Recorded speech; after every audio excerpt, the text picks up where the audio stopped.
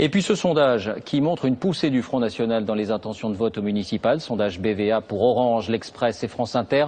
24% des personnes interrogées souhaitent un succès du Parti Socialiste, toutes ses alliés, 20% la victoire d'une liste UMP et 17% un succès du Front National, alors que généralement ce scrutin désavantage le parti de Marine Le Pen. Globalement, le discrédit des partis traditionnels semble plus fort que jamais.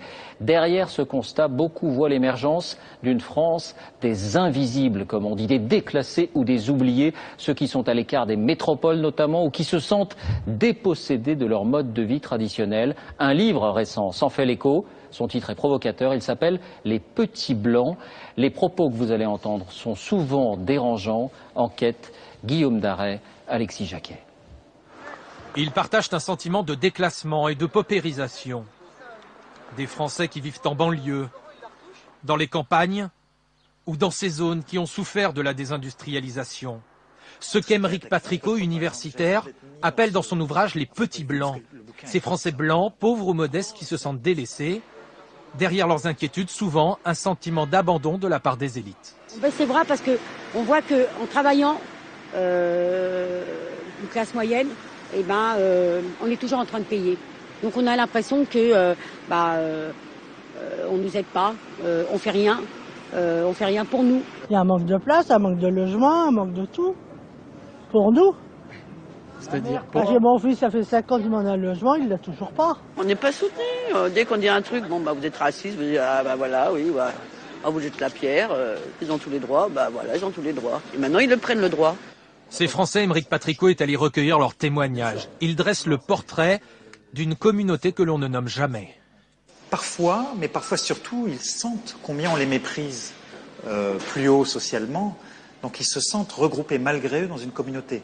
Mais au fond, ils n'auraient pas eu l'idée de se considérer comme blancs il y a 20 ans, par exemple. Pour lui, le petit blanc, c'est celui qui est désigné ou se reconnaît comme tel, avec des propos parfois durs, à la limite de la légalité, avec un ressentiment à l'égard de populations immigrées qu'ils estiment mieux traitées qu'eux. Je suis un étranger dans la ville. Pourquoi vous dites ça? Regardez autour de vous, c'est tout. Les gens, si vous disent vous êtes raciste, vous répondez quoi?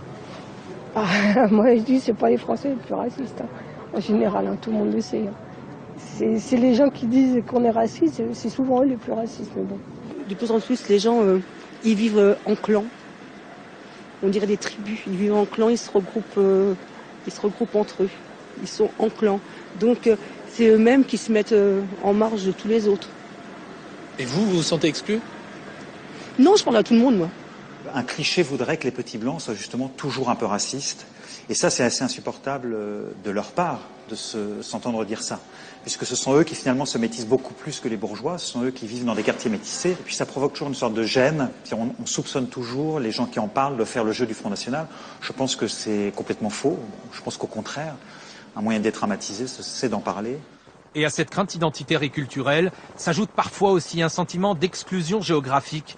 Une France coupée en deux, avec d'un côté les métropoles ici en blanc qui profitent pleinement de la mondialisation et de l'autre des territoires périphériques où les habitants se sentent en marge du progrès. C'est ce qu'a mis en avant ce géographe Christophe Guilly. Pour autant, ce sentiment de relégation débouche-t-il toujours sur des comportements racistes? Non pour ce politologue. On est aujourd'hui entre 7 et 8% de Français qui se définiraient eux-mêmes comme racistes et on a une grande majorité de la population qui nous dit qu'il faut combattre le racisme. Mais c'est vrai que depuis ces 3 ou 4 dernières années, avec la crise, les Français se montrent de plus en plus durs et ont une tendance à se refermer.